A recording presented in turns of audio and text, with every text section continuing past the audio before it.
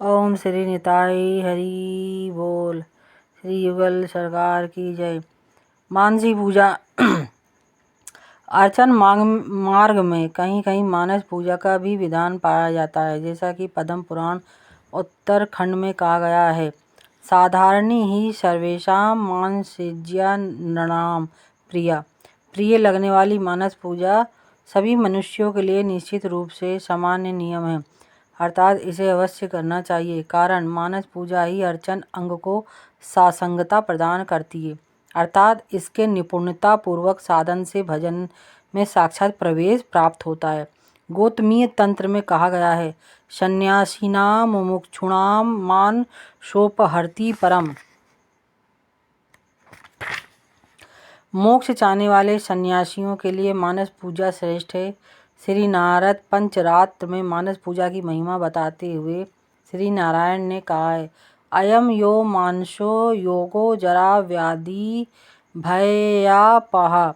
यह जो मानस पूजा है, ये बुढ़ापे, बीमारी और भय को दूर करने वाली है। यस चेतत परया भक्तिया सकृत कुर्यान् महात्मे क्रमोदितेन विधिना तस्य तुष्याम्यहं मुने। हे महाबुद्धिमान मुने, जो व्यक्ति पराभक्ति पूर्वक एक बार भी मानस पूजा का क्रम के अनुसार विधि से अनुष्ठान करता है, मैं उस पर प्रसन्न हो जाता हूँ। मानस पूजा के उपकरण मन ही मन में संग्रह करने होते हैं। उपकरण अर्थात सामग्री, पूजा के लिए संपूर्ण सामग्री। मन में सोचना होता है, अपने परिकरों के साथ श्री कृष्ण मेरे सामने उपस्थित है, मैं भी उन्हीं के सामने उपस्थित होकर पाद अर्घ्य आदि द्वारा उनकी सेवा कर रहा हूँ।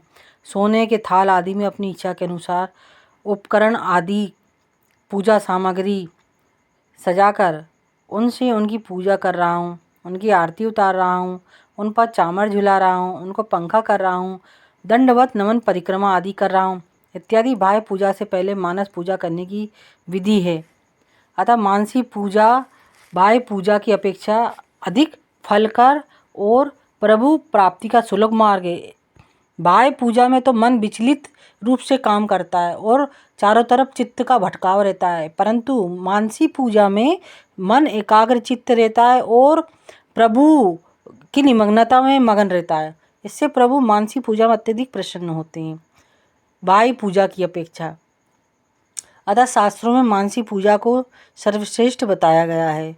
कहीं समय अभाव, घर में उपस्थित न होने के कारण, किसी कारणवश कभी भी अपने इष्ट की पूजा आराधना को उस दिन खंडित होने से बचाने का यही उपाय है कि हाँ, हम ये पृथ्वी संपूर्ण ठाकुर की है, इसलिए कण कण में हर जगह ठाकुर विराजमान है और जगन्नाथ भगवान, चारों धाम, देवी देवता जहाँ भी विराजमान है, लेकिन ये धरती वहाँ से उस भूमि के संपर्क में है, जुड़ी हुई है, अलग कहीं भी नहीं है कि बीच में उसका खंडन हो गया, जुड़ी हुई है। इसलिए परमात्मा की धारा वहाँ से संचालित हो रही है, उनकी तरंगे वहाँ से संचालित हो रही हैं। अतः हम कहीं भी मानसी पूजा प्रभु की उन्हें प्रकट स्वरूप मानकर करते हैं। भगवान बाह्य पूजा की अपेक्षा मानसी पूजा को अति शीघ्र ग्रहण करते हैं, स्वीकार करते हैं और अपनी अनुकंपा आशीष हम पर बनाए रहते हैं। अतः मानसी पूजा सर्वसुलभ साधन है। बाह्य वस्तु के अभाव में भी हम भगवान के अर्चन वर्जन संपूर्ण सुलभ षोडश उपचारों के द्वारा कर सकते हैं मानसी पूजा में।